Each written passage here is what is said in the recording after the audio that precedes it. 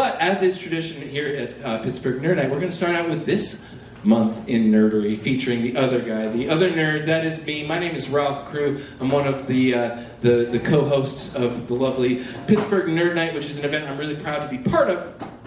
This is a bit that Rory normally does, and he writes it, and it's really thoughtful, and it's really funny. So please lower your expectations. Take a minute. If you are really disappointed, we will offer a 10-minute discount on your ticket, which is, I think, about 40 cents. We do round to the lowest integer, so, you know, it won't be a great discount.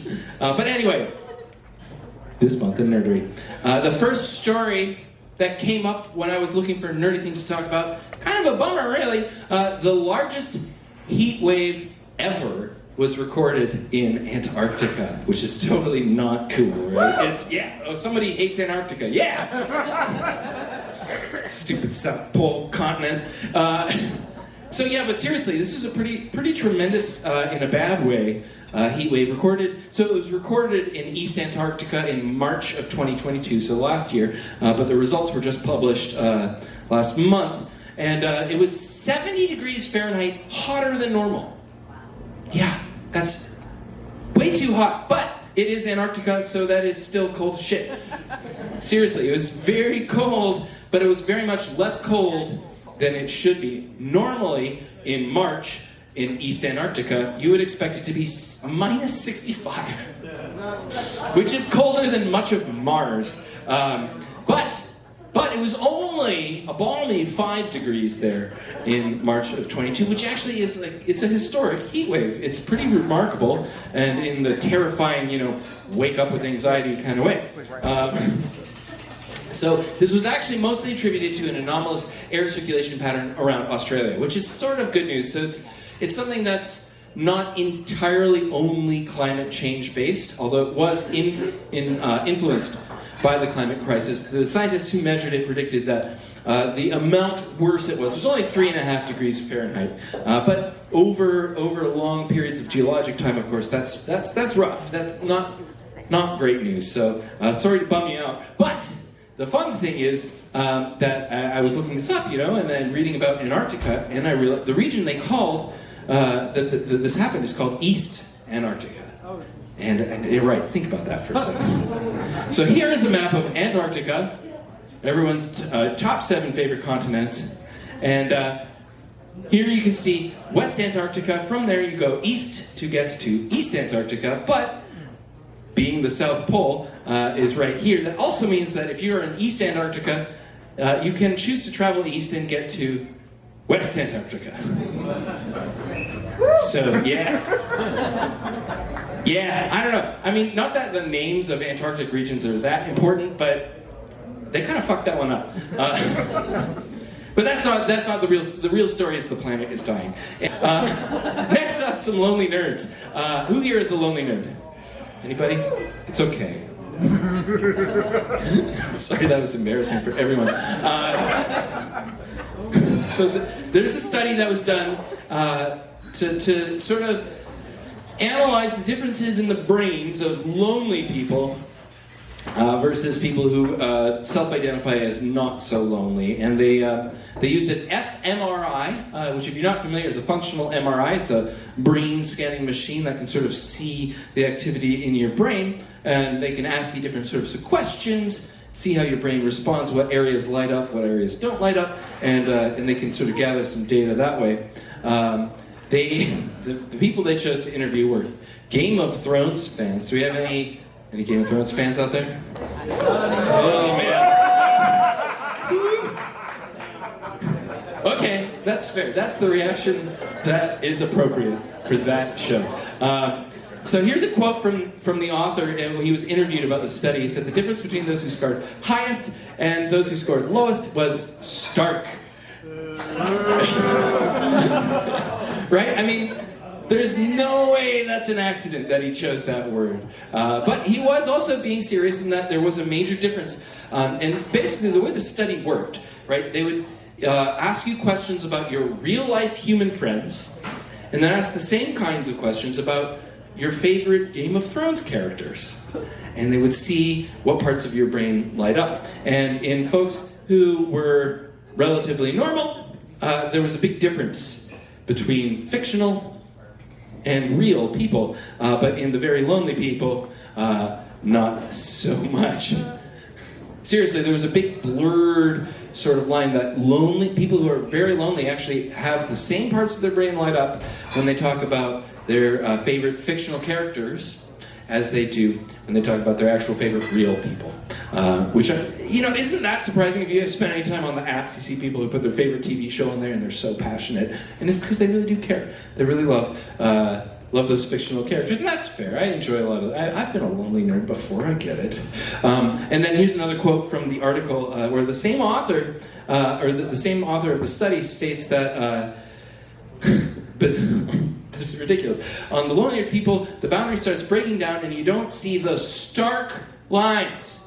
Second time in the same article that he's using the Stark joke, which to me is just sort of tired and lazy writing. And I feel like by the end of the article, the author really just sort of was phoning it in. He was probably thinking about some other article that he wanted to do and wasn't paying attention to all the people who've been following the study for 8 seasons.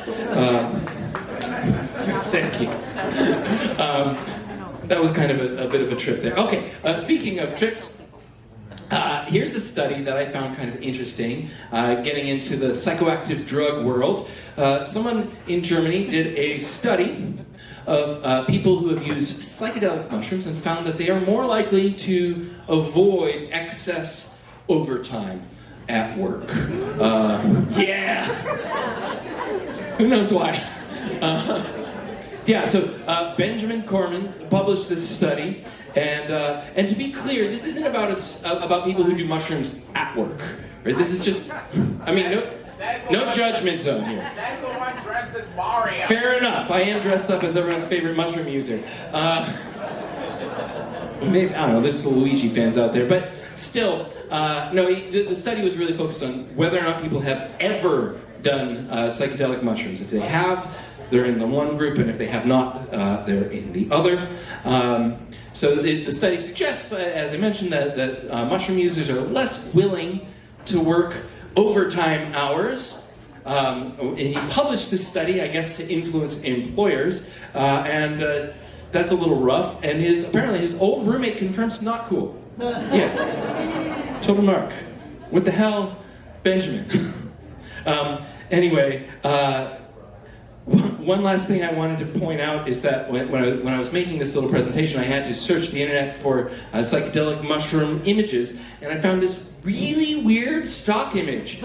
It's like a sexy M&M that is a devil that has a head injury that's terrified but nearby mushrooms. And I have a feeling that the person who made this graphic does not often work overtime hours.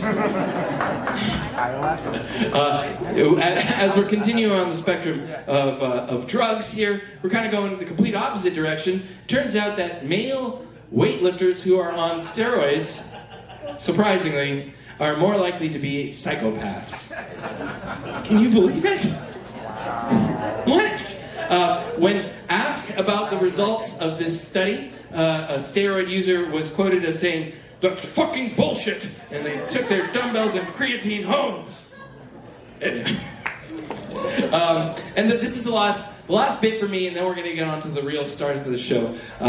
But especially if you've been in Pittsburgh before at this time of year, you'll notice that we start getting an influx of crows. Thousands and thousands, often tens of thousands, sometimes hundreds of thousands of crows will spend time in the city. And anyone who knows me out there knows that I am a bird nerd. And anytime yes, thank you.